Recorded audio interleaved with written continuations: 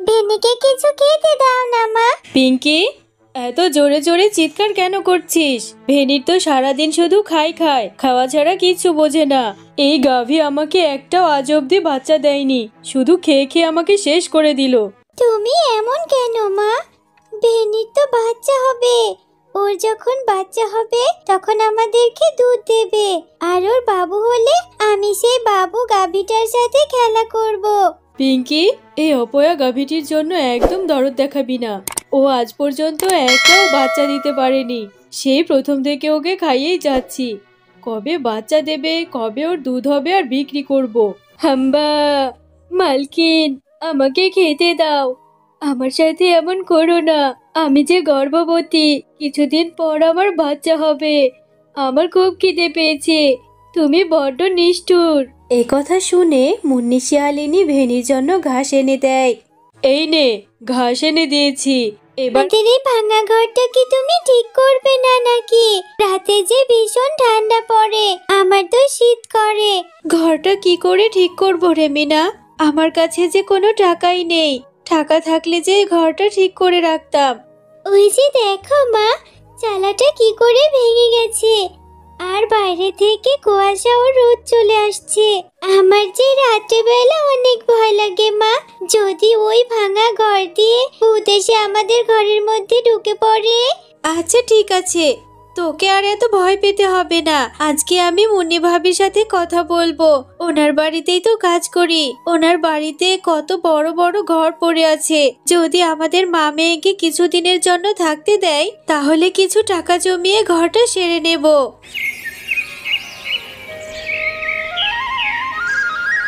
একদিন মুন্নি শিয়ালিনীর বাড়িতে এক বৃদ্ধা ভিক্ষুক আসে, আর সে এসে মুন্নি শিয়ালিনীকে ডাকতে থাকে। কই গো মা, বাড়িতে কি কেউ আছো গো? আমায় একটু সাহায্য করো, আমি বৃদ্ধা ভিক্ষুক এসেছি তোমাদের দোয়ার। কিছু রেখে তোমার আমার বাড়িটি পছন্দ হলো, আমি তোমাকে কিছু দিতে পারবো না। আমি কি টাকার গাছ লাগিয়েছি নাকি তুমি এসে ভিক্ষা চাইবে আর তোমাকে দিয়ে দেব? মা গো, বড় অভাবে পড়ে এসেছি, আমার যে কোনো সন্তান নেই, ভিক্ষে করেই খাই। আজকে সারাটা দিন কিচ্ছু খেতে পারিনি, আমাকে একটু খাবার দিবে গো মা। আরে আরে, কোত্থেকে যে এসব আসে, আমি আবার তোমাকে খাবার দেব? খাবার কোথায় পাবো? বেরিয়ে যাও, এক্ষুনি আমার বাড়ির সামনে থেকে বেরিয়ে যাও বলছি, আর কখনো ভিক্ষা চাইতে আসবে না। হাম্বা হাম্বা, মালকিন, ভিক্ষুককে তাড়িয়ে দিও না মালকিন। মালকিন, ভিক্ষুক বড় দুঃখী, ভিক্ষুককে কিছু খেতে দাও মালকিন। ভিক্ষুককে কিছু সাহায্য করো। তুমি কেন এত নিষ্ঠুর? আমার টাকা থাকলে যে আমি ভিক্ষুককে দিয়ে দিতাম। এই ভেনি, একদম চুপ করে থাক। একে তো আমার ঘাড়ে চেপে বসে খাচ্ছিস, আবার ভিক্ষুকের জন্য দরদ দেখাচ্ছিস। আজ থেকে তোর খাবারও বন্ধ, একদম কথা বলবি না। থাক মা, তোমার এত বড় বাড়ি, কত টাকা পয়সা, এই জন্যই সাহায্য চাইতে এসেছি। আমি চলে যাচ্ছি, কিন্তু তোমার দোহাই লাগে, আমার জন্য এই গাভীটিকে না খাইয়ে রেখো না। এ কথা বলে বৃদ্ধা শিয়ালিনী সেখান থেকে চলে যায়। হাম্বা, মালকিন, তুমি অনেক খারাপ, তুমি অনেক খারাপ। তুমি ভিখারিনীকে কেন সাহায্য করলে না? আমার খুব কষ্ট লাগছে মালকিন। এই তো মুন্নি ভাবি দেখছি এখানে আছে। ভাবি, আমি আপনার কাছে একটু সাহায্য চাইতে এলাম।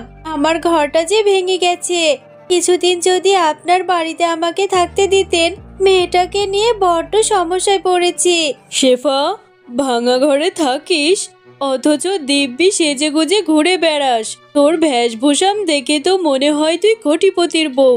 আমাকে দেখে কিছু শেখ। আমার এত টাকা পয়সা থাকতেও আমি কত কৃপণতা করি। মুন্নি ভাবি, মিজকে বেঁচে থাকতে তো আমাকে কোনোদিন কোনো অভাবই বুঝতে দেয়নি, এই জন্যই আমি তোমার মতো অত কৃপণতা করতে পারি না। আমাকে কি তুমি সাহায্য করতে পারবে? আরে না না শেফা, এটা তুই কি বলছিস? তোকে আমি আমার বাড়িতে থাকতে দেব। আমি সেই ঘরটা ভাড়া দিলে আমার অনেকগুলো টাকা পাবো।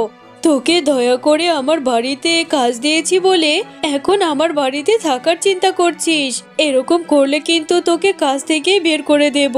আমার বাড়িতে কোনো জায়গা নেই, আমার বাড়িতে ফ্রিতে কাউকে থাকতে দেব না। হাম্বা, মালকিন, তোমার বাড়িতে কত জায়গা পড়ে থাকে, তুমি শেফা শিয়ালিনীকে থাকতে দাও। শেফা শিয়ালিনী বড্ড অসহায়, ওর বাচ্চা মেয়েটাকে নিয়ে ভাঙা ঘরে কি করে থাকবে? রাতে যে বড্ড ঠান্ডা পড়ে। এই ভেনি, এই একদম চুপ, একটাও কথা বলবি না। বড্ড বার বেড়েছিস তাই না? আমার মুখে মুখে কথা বলছিস, আমি কি করব না করব সেটা তোর থেকে শুনবো। চলে যাব। হ্যাঁ হ্যাঁ চলে যা, তুই এক্ষুনি আমার বাড়ি থেকে বেরিয়ে যা। তোর এই ন্যাকা কান্না আমার একদম সহ্য হচ্ছে না। আমার খেয়ে পড়ে আমার মুখে মুখে তর্ক করিস, তোর মতো অপয়া গাভীকে পেলে আমার কোনো লাভ হচ্ছে না। মুন্নি ভাবি, আপনি বড্ড নিষ্ঠুর, আপনার মনে কোনো মায়া দয়া নেই। এই গর্ভবতী গাভীটিকে এভাবে কেন মারলেন? ভেনি, তোর কোথাও যেতে হবে না, তুই আমার সাথে চল, আমার সাথেই থাকবি। হ্যাঁ যা যা, নিয়ে যা ভেনিকে, নিজে ভাত পায় না আবার ভেনিকে খাওয়াবে। মা, তুমি কোথায় ছিলে? এত সুন্দর গাভীটি তুমি কোথায় পেলে মা?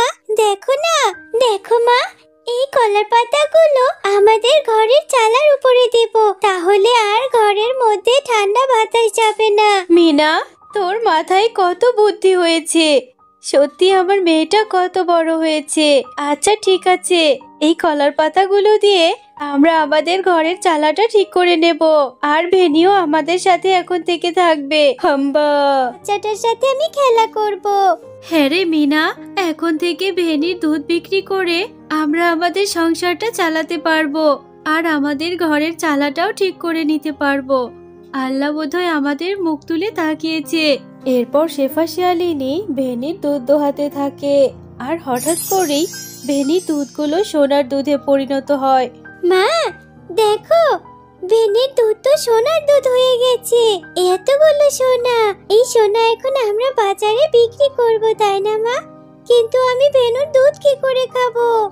আরে মিনা, আল্লাহর দরবারে শুকরিয়া, আল্লাহ যে আমাদের উপর দয়া করেছে। এই সোনাগুলো বিক্রি করে যে আমরা লক্ষ লক্ষ টাকা পাবো, তখন তোকে অনেক দুধ কিনে দেব রে। এরপর থেকে শেফা শিয়ালিনী ভেনির দুধ বিক্রি করে অনেক টাকা রোজগার করে, আর তারা অনেক বড় বাড়ি এবং গাড়িও করে। এদিকে মুন্নি শিয়ালিনীর বাড়ি হঠাৎ করে একদিন আগুন লেগে পুড়ে ছাই হয়ে যায়। এরপর মুন্নি শিয়ালিনী একদিন শেফা শিয়ালিনীর কাছে সাহায্য চাইতে আসে।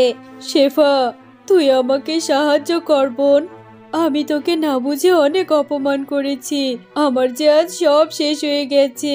আমি তো তোকে ভেনিকে দিয়েছিলাম, আমাকে কিছু সাহায্য কর।